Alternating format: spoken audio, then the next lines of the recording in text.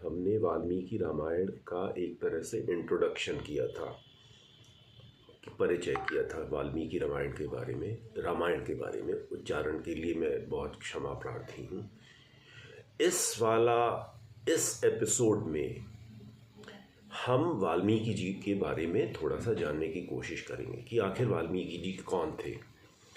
तो वाल्मीकि जी के बारे में कहानी यह आती है कि वाल्मीकि जी ऋषि प्रचेता के पुत्र थे और ऋषि प्रचेता ने किसी कारणवश अपने इस पुत्र को जंगल में छोड़ दिया था। ऋषि प्रचेता को कहा जाता है कि वो ब्रह्मा ऋषि के पुत्र थे। खैर, हम ऋषि प्रचेता के बारे में बात नहीं करेंगे, हम वाल्मीकि जी के बारे में बात करेंगे। अब चूंकि उनको जंगल में छोड़ दिया गया था, इसलिए उनकी देखभाल जंगल में रहने वाले लोगों ने की। एक डाकू था, उसने इनकी देखभाल की और चूंकि डाकू ने इनको पाला पोसा तो डाकू के संस्कार इनमें आ गए। जब ये बड़े हुए तो इन्होंने डकैती करना शुरू कर दिया। समय के साथ साथ वाल्मीकि जी का विवाह हुआ। उस समय इनका नाम रत्नाकर था। तो समय के साथ साथ रत्नाकर बड़े हुए, युवा हुए, इनका विवाह हुआ और विवाह के बाद इनकी कई संतानें हुई। जब संतानें हुई तो उनको पालने के लिए, अपने बच्चों को पालने के लिए रत्नाकर को और मेहनत करना पड़ता, और डाकू और डकैती करना पड़ता, किया भी।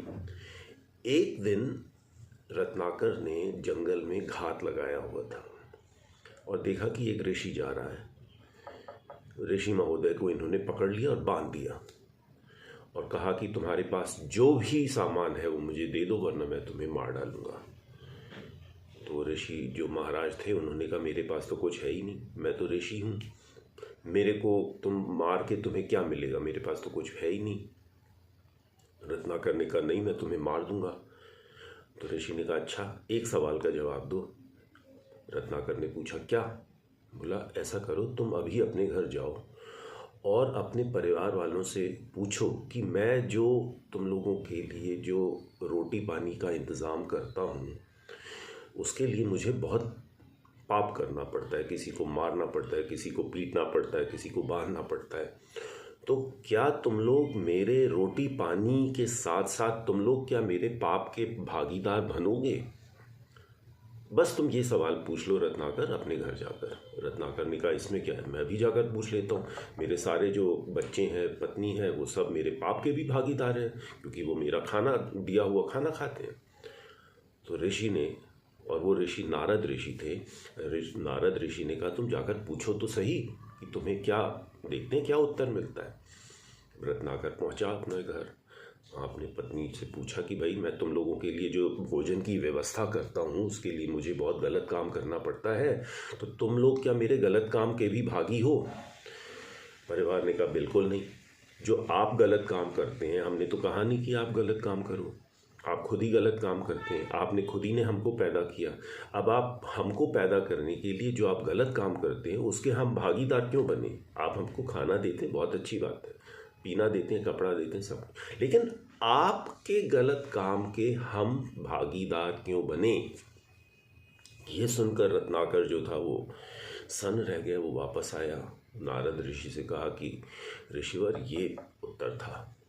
तो ऋषि ने कहा कि देखो, जब तुम्हारे परिवार वाले ही तुम्हारे पाप के भागीदार नहीं बन रहे तो ऐसा पाप करने का फ़ायदा क्या? तुम खुद ही उस पाप की गठरी तुम उठाओगे। तो रत्नाकर ने कहा, मैं क्या करूं? तो ऋषि ने कहा, पहले मुझे छोड़ो और ऐसा करो कि तुम हर समय राम राम राम राम राम राम राम राम का नाम लो।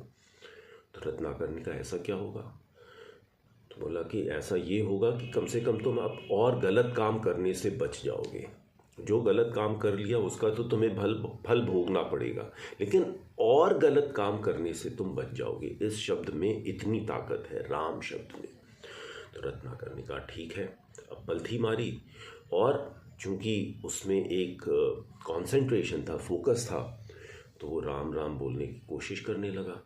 लेकिन राम शब्द तो नहीं बोल पाया वह डाकू। मार मार मार मार मार मार मार मार बोलते ना, मार मार मार मार मार मार बोलने से शरीर में रामचंद्र जी का भाव उदय हुआ। और वह डाकू जो था रत्नाकर, रामचंद्र जी के उस स्वरूप से, उस विचार से इतना प्रभावित हो गया कि वह समाधिस्थ हो गया। समाधिस्थ मतलब समाधि में चला गया। और एक ही जगह कई वर्ष, कई महीने बैठे रहने से उसके शरीर पे, रत्नाकर के शरीर पे जगह जगह दीमक की बामियाँ उग गईं। दीमक जानते हैं ना, जो चाट लेती हैं पेड़ों को, जिसको बोलते हैं वल्मी। कई साल बाद क्या हुआ, जब वल्मी पूरी तरह शरीर के ऊपर जम गई, तो रत्नाकर को ब्रह्मा जी ने एक अपना दर्शन दिया और बोला कि अब तुम शुद्ध हो गए हो और आज से तुम्हारा नाम है वाल्मीकि। जो वल्मी से घिरा हुआ है, वल्मी मतलब दीमक, तो तुम्हारा नाम हुआ वाल्मीकि। तो वाल्मीकि जी ने कहा कि अच्छा आप ये बताइए कि आपने तो मुझे कर दिया, मतलब मैं क्या काम करूं? तो वाल्मीकि जी ने कहा तुम रामचंद्र जी के ऊपर लिखो। तो रामचंद्र जी के ऊपर लिखो, तो ठीक है भाई, अब लेकिन प्रेरणा तो आना चाहिए ना। सबसे पहले आपके पास प्रेरणा आनी चाहिए किसी भी कहानी को लिखने के लिए, आपको वो भाव आनी चाहिए।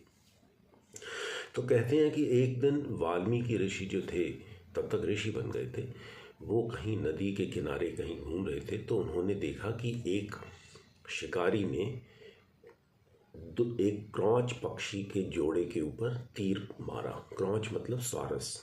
और जब तीर मारा तो वह तीर एक क्रॉच ऋषि के शरीर में लग गया।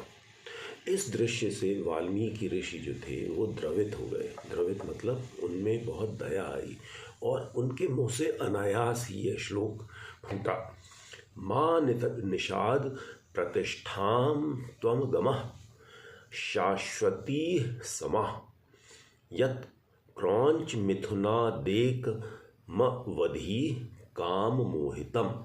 हे निषाद, निषाद मतलब शिकारी, तुमने मैथुन में रत, मैथुन मतलब प्रेम क्रिया में रत, क्रौंच पक्षियों के ऊपर जो तुमने बाण मारा है, उस बाण के मारने की क्रिया से तुम्हारा कभी भी यश नहीं होगा।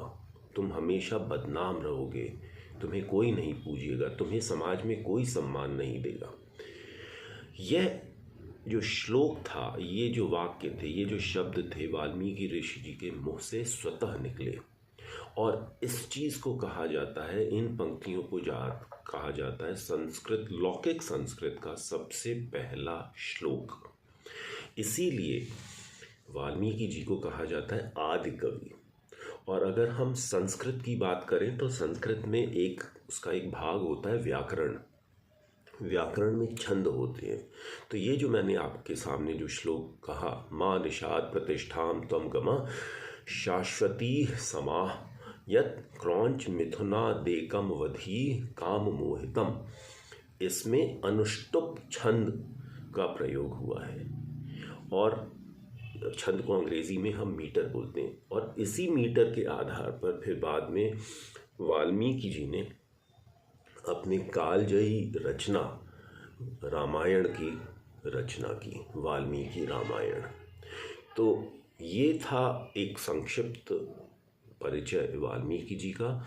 और मुझे आशा है आपको यह वीडियो पसंद आएगा। नमस्ते।